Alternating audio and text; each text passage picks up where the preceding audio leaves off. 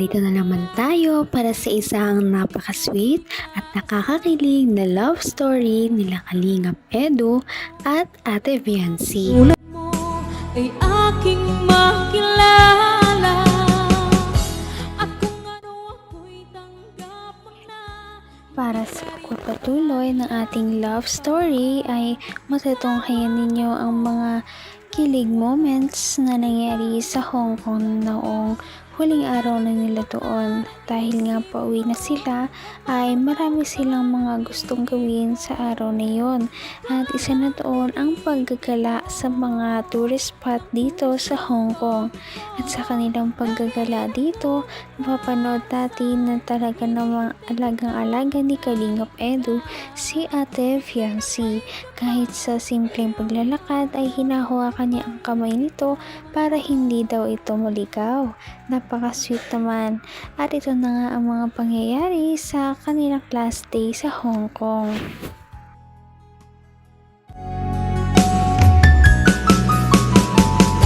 Ang nice ko Tama na yung decision ko, hindi ako nag-jacket. Sabi na pinainit na daw. Baka lakot na kami. Mamaya, mas malamig yan kasi. Mas mahangin. Sabi naman tayo, may prepare ko eh.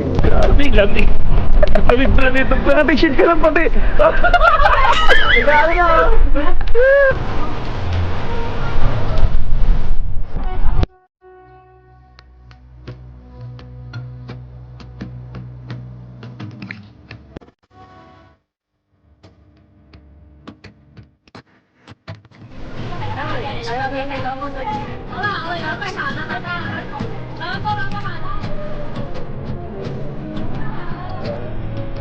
Ayun ba? Ha? Ito, parang ano?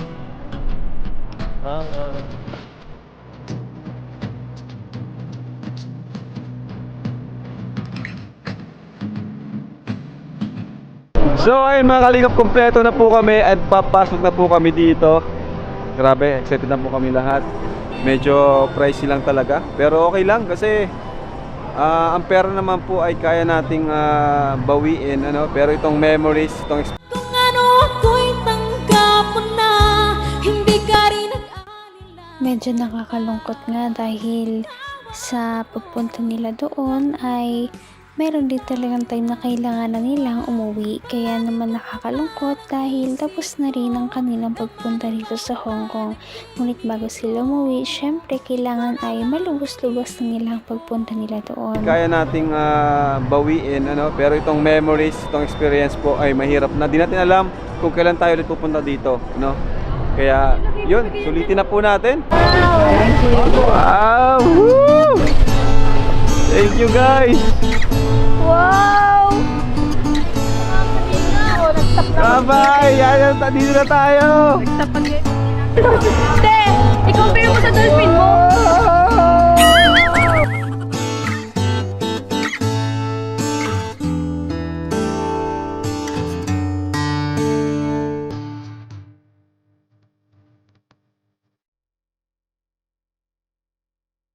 Ready ka na?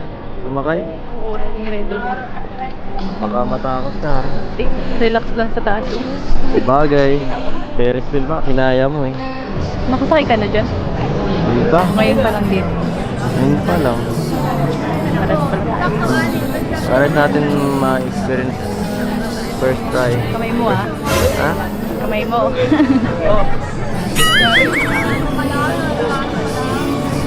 Ano kaya meron doon, ano? Mataas nakaka-curious. Siguro so. Siguro ano, kitang-kita yung ano dito. Alin? So ayun guys, malapit na guys. Ito po, si Viancy Kas. Naman ang bawat panaginip ko. Ikaw lang. Tinanong nga ni Ate Viancy si Kalingap Edu kung nakasakay na ba daw ba siya dito dati. Sabi naman ni Kalingap Edu na hindi pa daw niya yun nasasakyan. Ngayon ang kanyang first time na sumakay dito, na nandito sila sa Hong Kong, kaya natuwa din naman si Ate Fiancé dahil first time nilang dalawa ito. Punon, saka mga building talaga yung dinaanan. Ayan guys, si Kuya Bal guys, oh. Tinaguan kami, ayaw sumakay. Let's go na! Asay kami dyan guys, oh! Asay kami dyan! Excited na ako! Dok! Dok! Nakainom ka maintenance? Oo. Ayun, nakainom.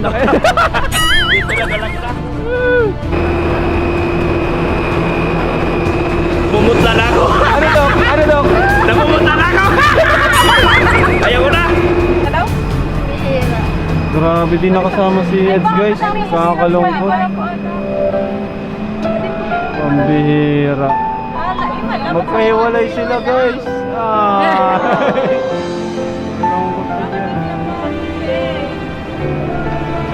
Ay, grabe. Mas maganda yung sa Singapore na, malawak. Malit nga lang ito. Maliit lang ito. Saka ano, pag ganyan ang upuan mo.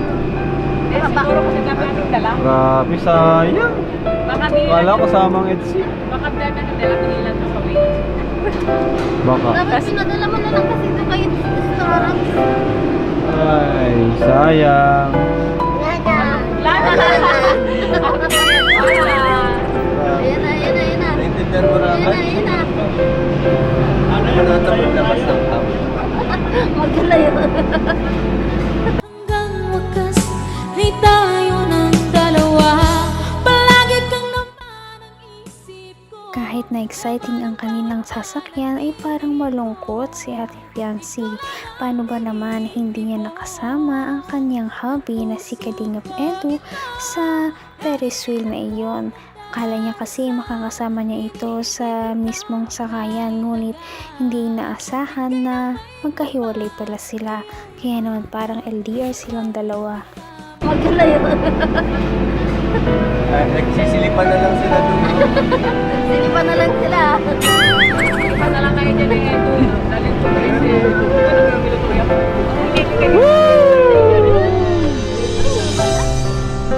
malakas ang loob na ilang ba?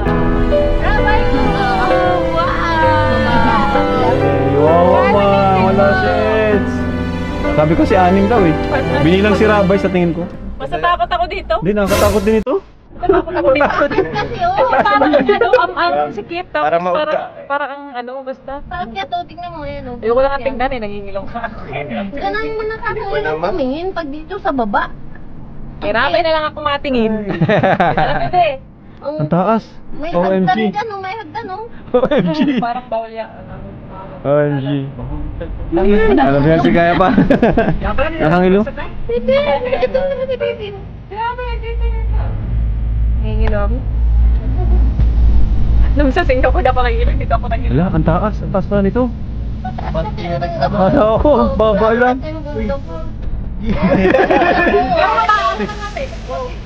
Ay! Nakangilo. Hirapin na kasi. Ang kapit! Hirapin na po, dahil kinakabahan ako.